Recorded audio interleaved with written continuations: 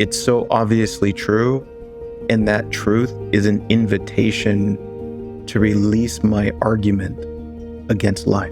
When you're in a battle against life, you are pushing away the life that is designed to take care of you. We then can feel so separate and alone, as if we have to do this life thing all by ourselves. Do you see that sense of separation that arises? How alone we could feel?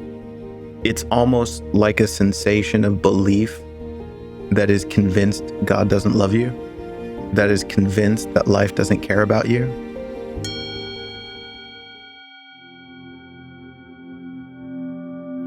Let me begin by talking about something which will help me get a sense of my own grounding here as I show up with you and see where that goes. Because as I mentioned, I'm not really sure what to explore today. But that's also what I love about this job that I have and that I've been doing for quite some time and traveling around the world and speaking. Whenever I have the opportunity to speak to people, which I consider to be a form of holding space, it's an opportunity for me to show up and empty myself out and really focus on just being here with you in the most authentic way that I can, and allow the heart to say whatever it feels moved to say. Sometimes as I do these talks, there will be a title or a theme, but I always end up bringing any title back to a very similar point, which in some way is an invitation to open up, fear less, and love more, which is also like saying an invitation to connect with more love, compassion, and freedom. And I've never been good at strategizing a talk and then speaking from a list of bullet points. I've always spoken in a very spontaneous way. And this is what feels the best for me. It kind of reminds me that I don't have to say anything, and it's okay to not know. And that just really helps me to relax and just be here with you. And together we can trust the moment and see what's there. And granted, doing a live stream is a little bit different from, being with people in person, which is what I really love to do. But this is also just a great opportunity because it allows me to sort of check out from the busyness and the commotion of my everyday life and check in with my own heart, check in with life, and see what there is to see. And so this is the opportunity that we have right now. And I understand that might be weird for some people who aren't familiar with that, because so often we are agenda driven. So we want to know, what am I going to talk about? What's going to be the value? Yada, yada, yada. Why should I listen?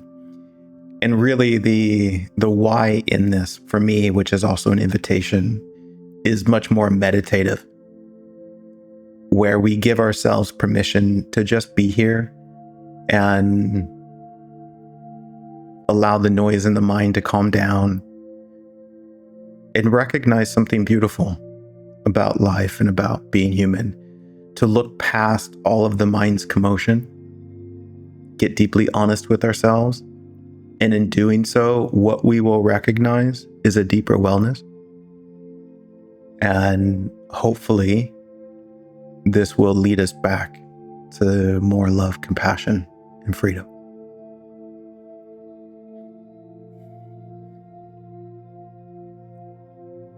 I don't know how I'm going to say these things that I see and feel. And hopefully I can find some words that helps you see them too. This is going to be a meditative journey. I'm going to speak slowly. I'm just going to hang out here with you. And this is only an invitation to see something. In no way is this an attempt to tell you what you should or shouldn't see, do, believe, think.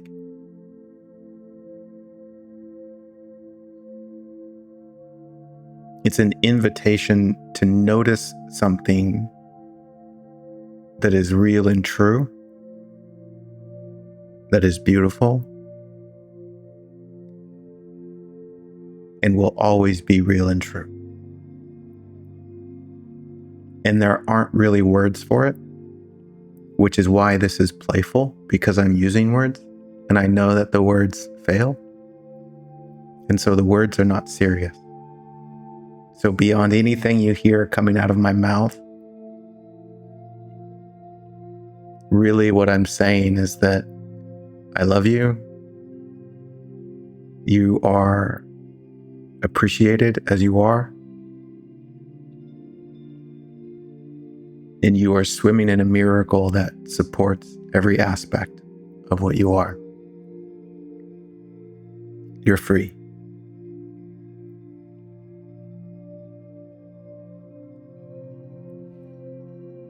What I love about this spiritual journey of being human is what I'll just call the basics, the fundamental basics. And no matter how much we might long for the more advanced things on the spiritual journey, I find them all to be such a distraction from the basics. And in all of my times of struggle, and in all my times of profound insight that opens my heart and exposes more love, compassion, and freedom, it's found through remembering and embracing the basics.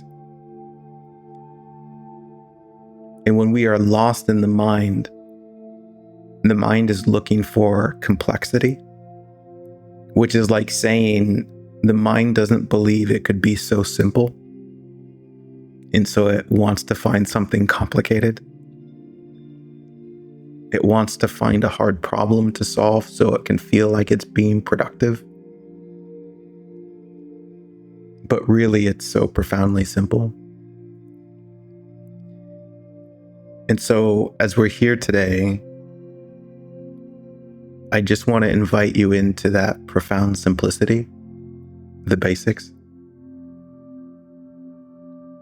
And let me start by saying that the fundamentals of spirituality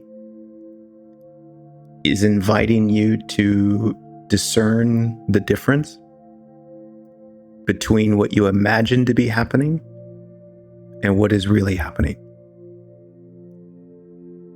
And then an invitation to embrace what is really happening, which is also to say, embrace the truth.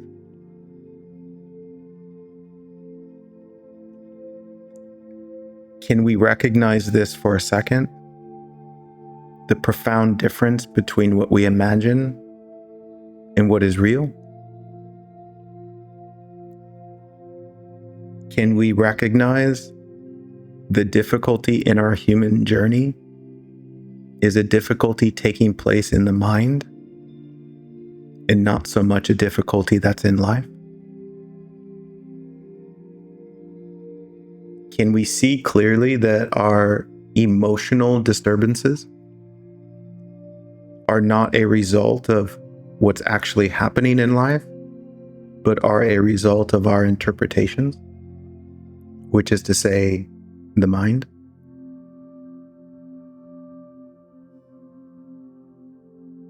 Can you see that when we suffer to any degree, we are suffering over the mind's content and not over the reality of the present moment? Can you recognize that in this moment right now, this immediate moment right now, you and me here,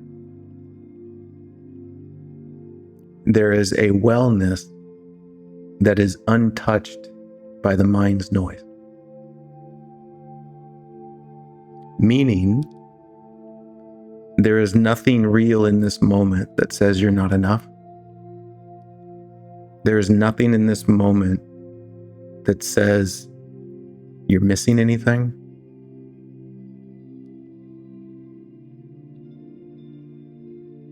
In this moment, and it's difficult for the mind to see sometimes. Well, let's say that the mind can't even see it. In this moment, you are incredibly whole and complete. And just discern that to whatever degree that you can.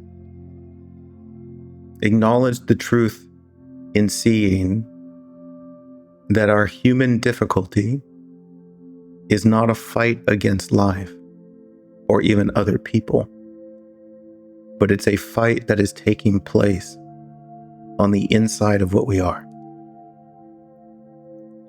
And that inside being the mental commentary, the battle, which is primarily against ourselves.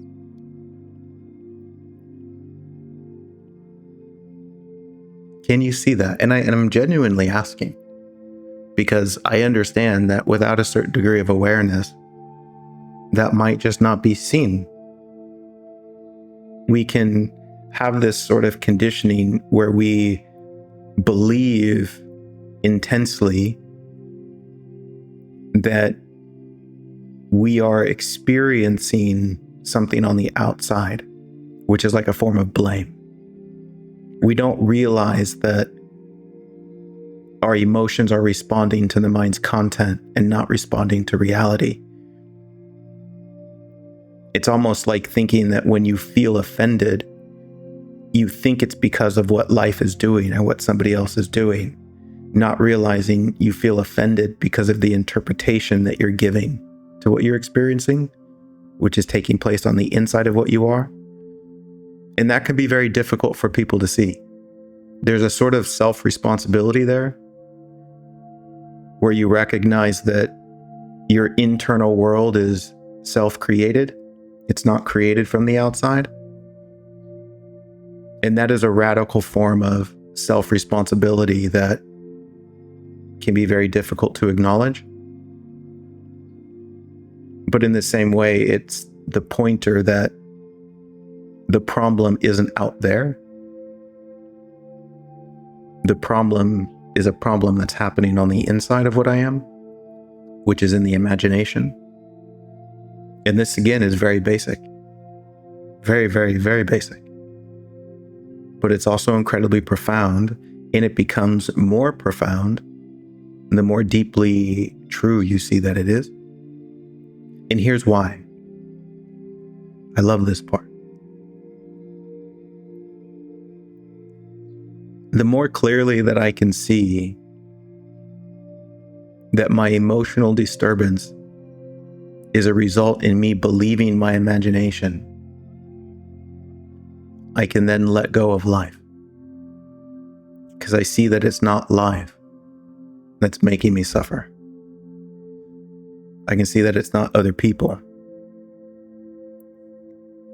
I can see that the emotional disturbance is the result of an innocent misunderstanding that's happening on the inside.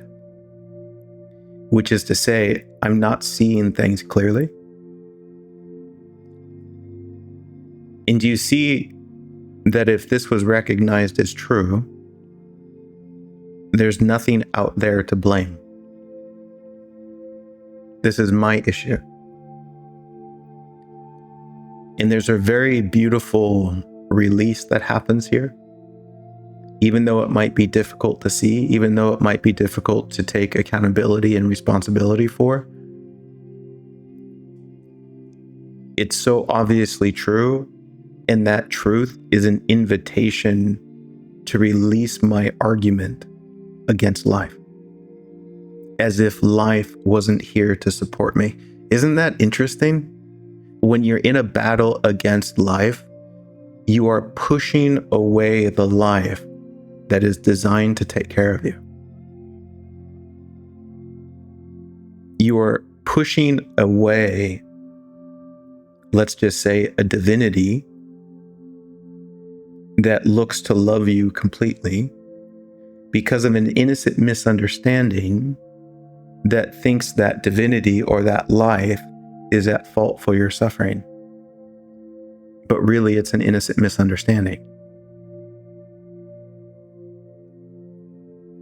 And then when we are pushing against life or battling against life, we then can feel so separate and alone, as if we have to do this life thing all by ourselves, without the support of everything that is life. Do you see that sense of separation that arises? How disconnected we can feel, how alone we could feel. It's almost like a sensation of belief that is convinced God doesn't love you, that is convinced that life doesn't care about you. And can you see the potential recognition that this is simply an innocent misunderstanding? That I'm not seeing things clearly? And in my not seeing things clearly, I am pushing away an immensity of love and support.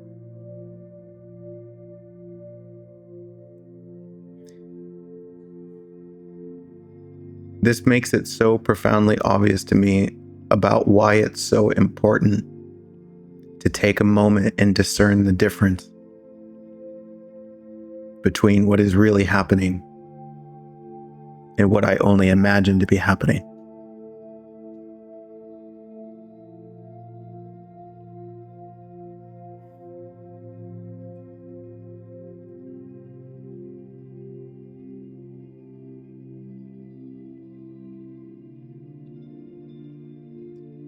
Do you see the doorway here?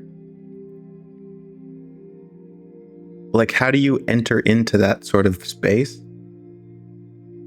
that opens yourself up to reconnect with the support of life or God?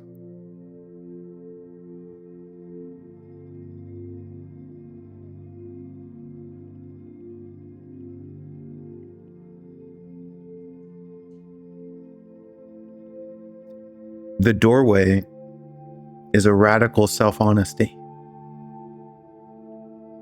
A self-honesty that can admit what's really going on, rather than a projection of blame, which thinks it's everyone else's fault.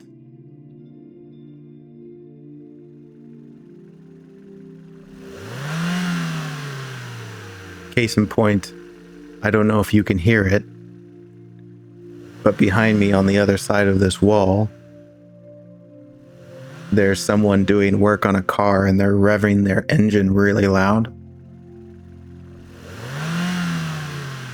And I find it a little bit distracting. And do you see the potential interpretation that could see them in an unloving way? Or that could find argument with the way things are? Like, here I am trying to do something and life is in the way. And then you can have all sorts of thoughts about this person being inconsiderate, which is just silly. And do you see that's all just going on in the mind, telling stories? Do you see that that's just life being life?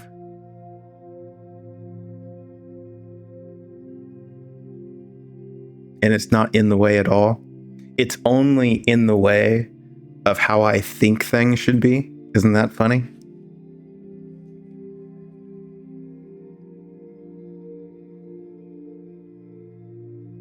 As if I know how things should be.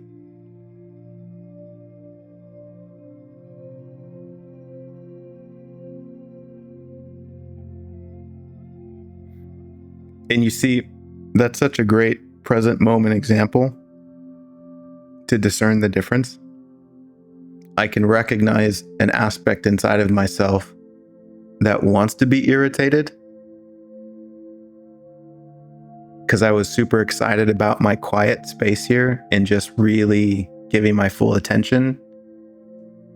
And then there's something going on behind me that all of a sudden is making a bunch of noise.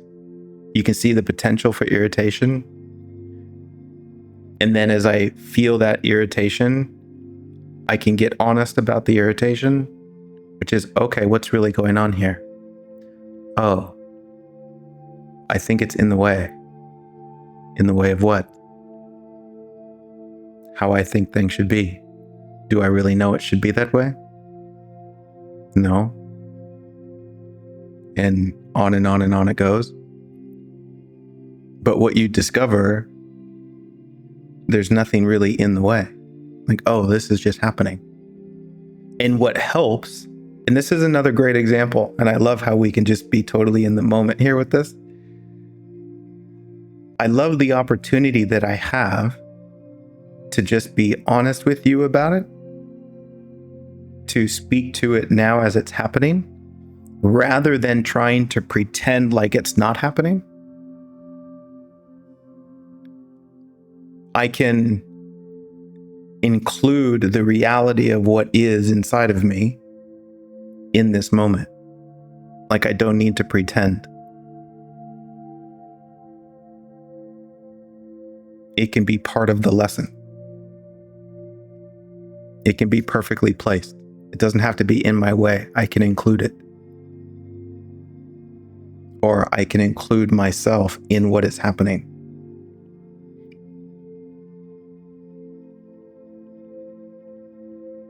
You see, this speaks so much to the struggle that we have as human beings, where we're constantly trying to hold up a particular image of ourselves, and this is the ego at play, where we have an idea of ourselves, of how we want to be perceived, how we want things to go, all so that we can protect this image, like we want to be seen a certain way. And yet life doesn't seem to play along with our attempt to maintain that image.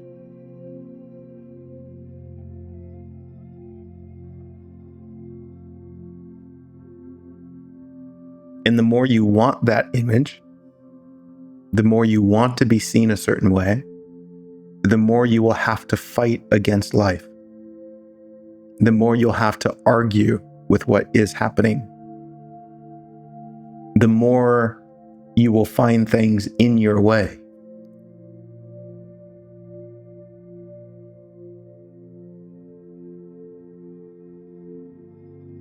And there's a profound simplicity there too. A profound simplicity in the nature of our egos that are trying to survive their imaginary sense of separate self-importance. And this also feeds into the invitation to discern the difference between imagination and reality, because the ego lives in imagination.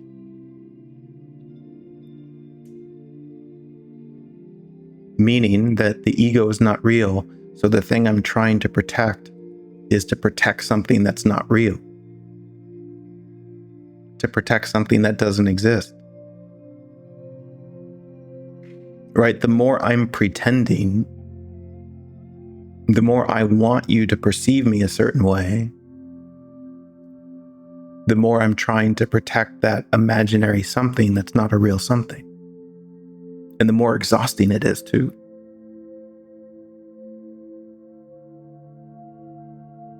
And the beauty in recognizing the truth of things as we're exploring in this present moment experience is the more you see the truth, the more you realize you don't need to protect what is imaginary, which is like saying, I don't need to be bothered by life being life.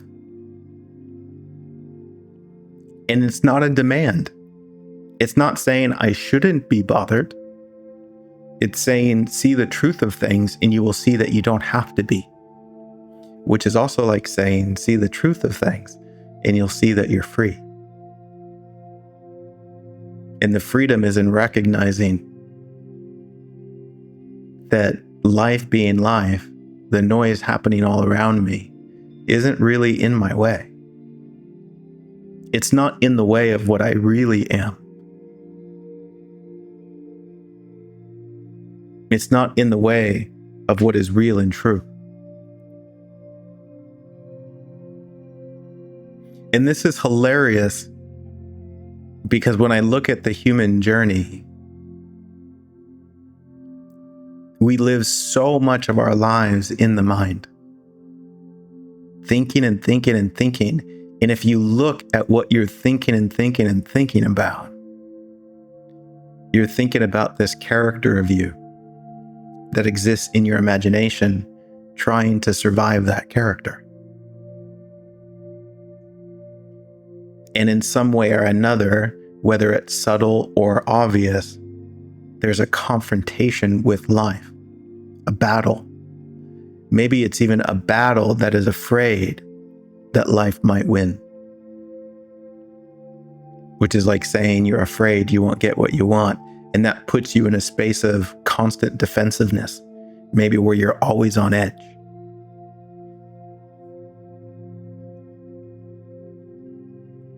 And the spiritual invitation, which is pointed to throughout all spiritual traditions, in some way invites you to surrender who you imagine yourself to be and see the reality of what you are, which is also to see the reality of life. And it's hard to talk about these things without using religious language. And sometimes I playfully try to avoid it because I understand a lot of the conditioning around religious languages where either people cling to it or either people push against it, which is a different form of clinging, when really they're just words that's trying to point to something that can't be described with words. And so in the spirit of that, it's like recognizing a truth that says you are a child of God and there's nothing you have to worry about. You see, that's a pointer.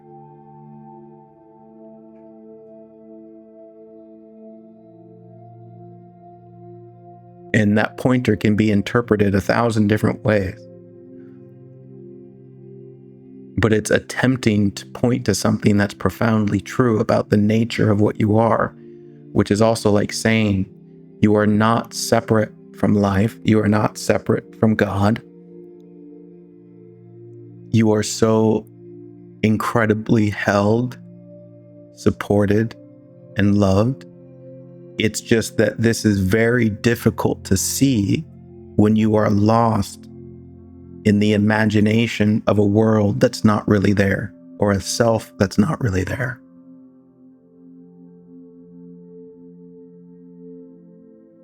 And so this is a very gentle invitation. And now I have a bunch of dogs barking to the left of me. This is a very gentle invitation to peek behind the veil of imagination and see what's really true. It's not a demand, it's not an expectation, it's not a should. It's an invitation.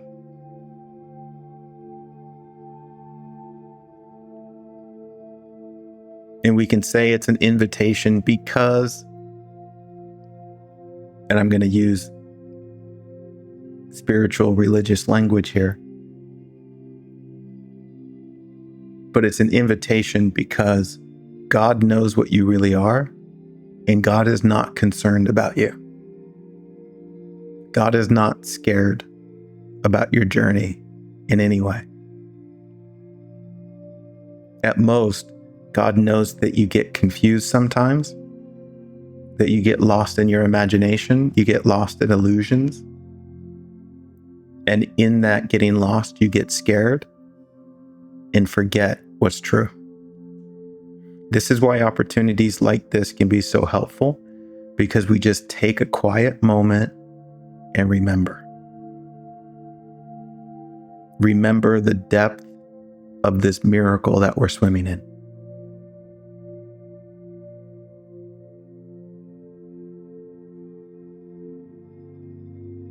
Take a breath,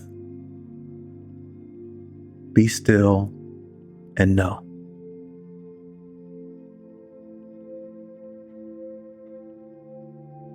Know that behind all of the mind's noise, all is well. Even if the mind can't understand it or comprehend it, there's something in you that knows. And so we take a moment and just connect with that depth of knowing to whatever degree that we can. Again, it's not an expectation that you should just feel absolutely blissed out. It's an invitation to release the pressure. It's an invitation to breathe.